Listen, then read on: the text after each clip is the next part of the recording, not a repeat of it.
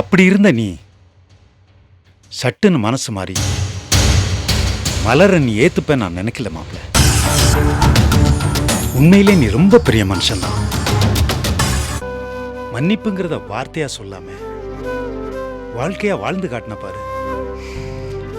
எனக்கு என்ன சொல்றதுனே தெரியல. நாங்கள்லாம் உங்க முன்னாடி ரொம்ப சின்ன ஆளா போயிட்டோம்ப்பா. இதுக்கு மேல எனக்கு எதுவுமே வேண்டாம்ப்பா. கட்சி பதவி சொத்து சோகம் எதுவும் வேண்டாம். எல்லாத்தையும் நீயே பார்த்துக்க சக்தி. நான் அக்கடான்னு வீட்டில் உட்காந்துட்டு பிள்ளைங்களோட விளையாண்டு இருந்துட போறேன். நீ என்ன சொல்றீங்கன்னு எனக்கு ஒன்றும் புரியல. சக்தி, என் வாழ்க்கையில் இன்னைக்கு மாதிரி எப்பவுமே சந்தோஷமா இருந்ததே இல்லை.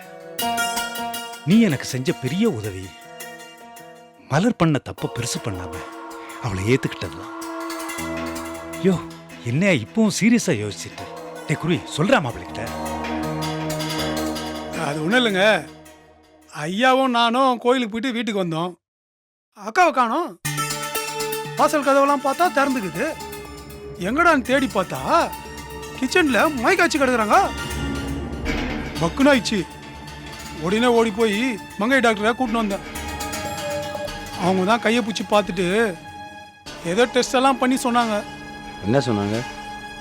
அது அது என்னதான் சொன்னாங்க? அது இல்ல டே குருவி, நீ தான் சொல்றது.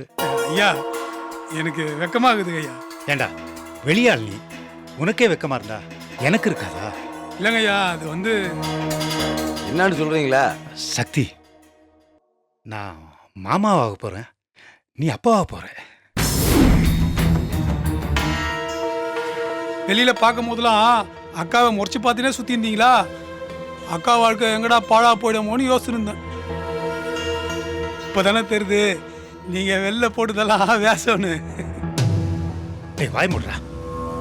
மாப்பிள்ளைகிட்ட போய் வேஷம் அது இதுன்னு பேசிக்கிட்டு. சக்தி, என் பேச்சு கேட்டு நீ அவளுக்கு தாலி கட்டின. அதான் என்னால பண்ண முடியும். அவளோட சந்தோஷமா வாழ்றதுங்கிறது உங்கையில தான் இருக்கு. அதை யாரும் வற்புறுத்தி செய்ய வைக்க முடியாது. அவ மனசை புரிஞ்சுக்கிட்டு நீ அவளை ஏத்துப்பேன்னு நம்பின. என் நம்பிக்கை வீண் போகல. அது போதும் எனக்கு. எல்லா பொம்பளைக்கும் பொம்பளையா பிறந்ததுக்கான முழு அர்த்தம் அவ அம்மா ஆகும்போது தான் கிடைக்கும். எங்க என் மலர் வாழ்க்கையில அது நடக்காம போயிருமோன்னு பயந்தேன். நீ அவளுக்கு அந்த பாக்கியத்தை கொடுத்துருக்க. நீ ரொம்ப பெரிய மனுஷன்யா. என் ஆயுசுக்கும் என்னை உன் அடிமையா இருக்க சொன்னாலும் சம்மதம் தான். ஐயா, நாமளே பேசி நின்றா எப்படி? இந்த மாதிரி டைம்ல புருஷன் பொண்டாட்டியே அந்நியமா பேசிக்க வேணாவா? வாங்க நம்ம இடத்த காலி பண்ணுவோம். அதுவும் சரிதான். சக்தி, நான் அம்மன் கோயிலுக்கு போய் ஒரு அர்ச்சனை பண்ணிட்டு வந்துடுறேன். வரேன் சக்தி.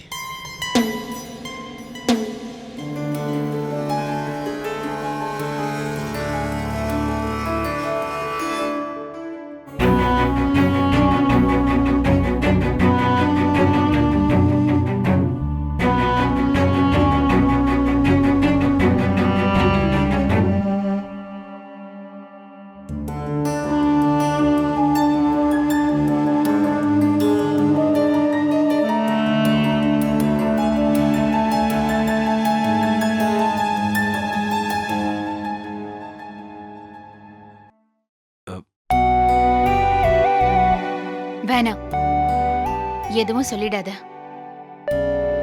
மனசெல்லாம் நிறைஞ்சு போயிருக்கு.